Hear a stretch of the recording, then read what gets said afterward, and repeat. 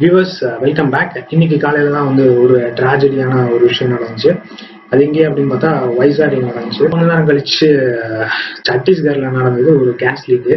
இப்போ finishing touch ஆட்ட நெய்வேலியில boiler blast நடந்திருக்கு அப்படின்னு சொல்லி 2017 வந்து என்டிபிசி உத்தரப்பிரதேஷ்ல வந்து ஒரு பிளாஸ்ட் நடந்திருக்கு. அதுல வந்து 38 பேர் செத்துருக்காங்க. அரௌண்ட் 100 மெம்பர்ஸ் வந்து இன்ஜுரி ஆயிருக்காங்க. அதுல என்ன சொல்லியிருக்காங்க அப்படின்னா வந்து இந்த ஆஷ் எல்லாம் இருக்குல்ல, பேர்ன் பண்ற ஆஷ் வந்து சேஃப்டி வால்வ்ல போயிட்டு ஃபிக்ஸ் ஆகி ப்ரெஷர் வந்து ஹை ப்ரெஷர் ஜென்ரேட் ஆருக்கு சப்போர்ட் பண்ணதுனால ஹை ப்ரெஷர்னால வந்து எக்ஸ்ப்ளோட் நடந்திருக்கு அப்படின்னு சொல்லியிருக்காங்க. அதுல இருந்து இன்னும் நம்ம வந்து திருந்தல அப்படிங்கறதான் ஒரு விஷயம். என்னன்னா வந்து இவ்வளவு நாள் நம்ம வந்து லாக்டவுன் பண்ணி வச்சிருக்கோம் அப்படிங்கிறப்போ எல்லாமே ஆப்ரேட்டிங் ப்ரெஷர்ல இருக்குதா அப்படின்னு ஒரு விஷயம் பார்க்கல. இன்னொன்னு வந்து இப்ப நம்ம க்ளோஸ் பண்றப்ப ஃபுல் உடனே ஷட் டவுன் பண்ணப்போ ஆப்ரேட்டிங் டெம்பரேச்சர்ஸ் ப்ரெஷர்லாம் வந்து செக் பண்ணாங்களா, சென்சார்லாம் ஒர்க் ஆச்சா, கண்ட்ரோலர் யார்கிட்ட இருந்துச்சு அப்படிங்கறதெல்லாம் ஒன்றும் தெரியல. அப்படியே வந்து இவங்க ஸ்டார்ட் பண்றதா இருந்தாலுமே வந்து ஆப்ரேட்டிங் ப்ரெஷர் டெம்பரேச்சர்லாம் இவங்க பார்த்தாங்களா இல்லையான்னு தெரியல. ஆனா வந்து இப்ப என்ன சொல்லிருக்காங்கன்னா வந்து அரௌண்ட் 7 or 8 மெம்பர்ஸ் அப்படின்னு இன்ஜூர்ட் அப்படின்னு சொல்லியிருக்காங்க.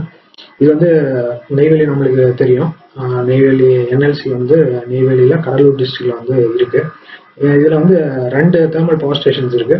அது வந்து நம்ம ஜென்ரேட்டிங் எலக்ட்ரிசிட்டி தான். ஒன்னுல வந்து பாத்தீங்கன்னா 600 மெகாவாட்ஸ் ஆஃப் பவர் வந்து நம்மளுக்கு கிடைக்குது. இன்னொன்னு வந்து 1460 மெகாவாட்ஸ் ஆஃப் பவர் கிடைக்குது. இப்போ இவங்க சொல்ற பிளாஸ்ட் வந்து செகண்ட் பவர் ஸ்டேஷன்ல தான் நடந்திருக்கு அப்படின்னு சொல்றாங்க.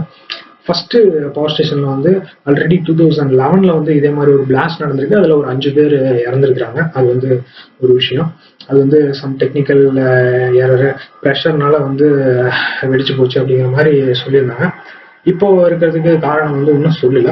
வந்து மெக்கானிக்கல் அப்படிங்கறதுனால look into some of the possibilities like எதனால வந்து பாய்லர் எக்ஸ்பான்ஷன் ஆர் எக்ஸ்போர்ட் எதனால ஆகும் அப்படிங்கிறது வந்து கொஞ்சம் மெக்கானிக்கலா கொஞ்சம் லைட்டா யோசிச்சு பார்க்கலாம். ஸ்கூல்லயே படிச்ச ஒரு விஷயம் தான். ப்ரொடக்ஷன் எங்க நடந்தாலுமே வந்து that involves pressure. Pressure is directly always proportional to temperature. P directly proportional to T அப்படின்னு நிறைய இடத்துல படிச்சிருப்பீங்க. Pressure directly proportional to temperature. இதுதான் வந்து பேசிக் கான்செப்ட்.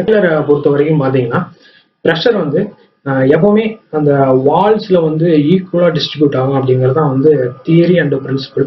ப்ரெஷர் வந்து equally distributed on all sides of the walls of the boiler அப்படிம்பாங்க. நீங்க வந்து ஒரு வாட்டர் பாட்டில் எடுத்துக்கிட்டாலுமே வந்து ப்ரெஷர் வந்து ஈக்குவலா எல்லா இடத்துலயும் டிஸ்ட்ரிபியூட் ஆயிடும் அப்படிங்கிறது தான் வந்து விஷயம். இன்னொன்னு வந்து பாய்லர் வந்து ஸ்ட்ரெயிட்டா ரெக்டாங்கிள் மாதிரி இருக்காது எப்பவுமே. ஏன்னா வந்து ரெக்டாங்கிள் மாதிரி இருந்துச்சுன்னா அந்த எட்ஜஸ்ல வந்து பாய்லர் வந்து ப்ரெஷர் அதிகமாகும், ஸ்ட்ரெஸ் அதிகமாகும், அதனால ஃபெயிலியர் அதிகமாகும். அப்படிங்கறதுனால பாய்லரோட ஷேப் பாத்தீங்க அப்படின்னு சொன்னா எட்ஜ்ல மட்டும் ஒரு கர்வ் ஷேப் வந்து கொடுத்துருப்பாங்க. ஏன்னா வந்து கருவா இருந்துச்சு அப்படின்னா சொன்னா வந்து உங்களுக்கு ஸ்ட்ரெஸ் வந்து அதிகமா வராது.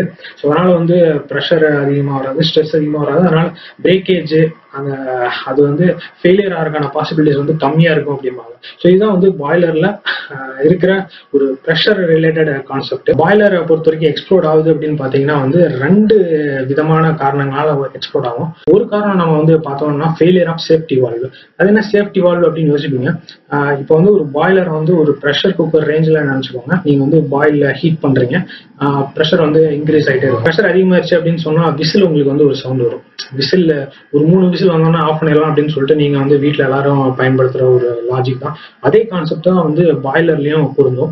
ஸோ அதிக ப்ரெஷர் அதிகமா டெவலப் ஆச்சு அப்படின்னு சொன்னா வந்து சேஃப்டி வால்வ்னு ஒன்று இருக்கும். ஸோ அது எதுக்குன்னா வந்து எக்ஸஸா இருக்கிற ப்ரெஷர் வந்து ரிலீஸ் பண்றதுக்காக பண்றது தான் அந்த சேஃப்டி வால்வு.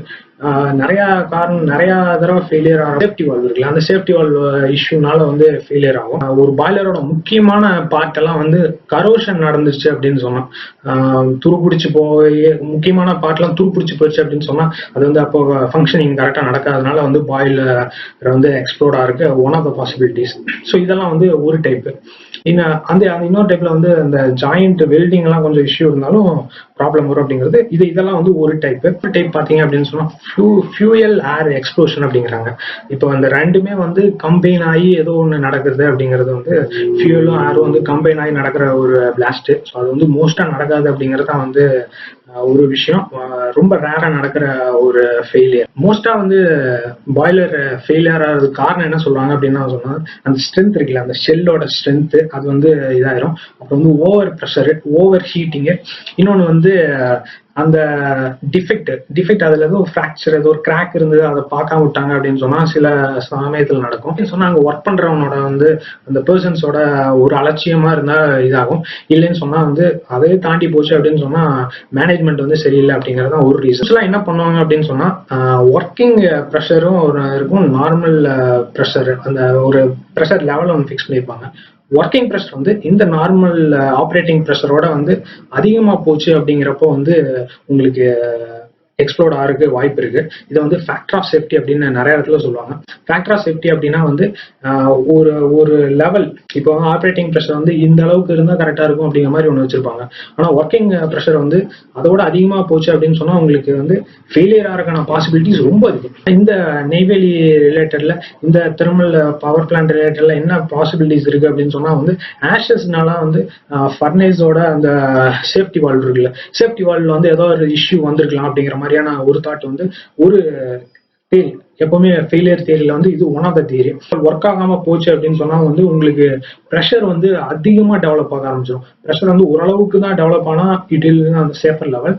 அந்த ஒர்க்கிங் ப்ரெஷர் வந்து ஆப்ரேட்டிங் ப்ரெஷரோட அதிகமாச்சு அப்படின்னு சொன்னா வந்து உங்களுக்கு ஃபெயிலியர் வந்து மோர் பாசிபிலிட்டி. ஸோ இதனால வந்து மோஸ்டா வந்து பாய்லர் வந்து ஃபெயில் ஆகும்.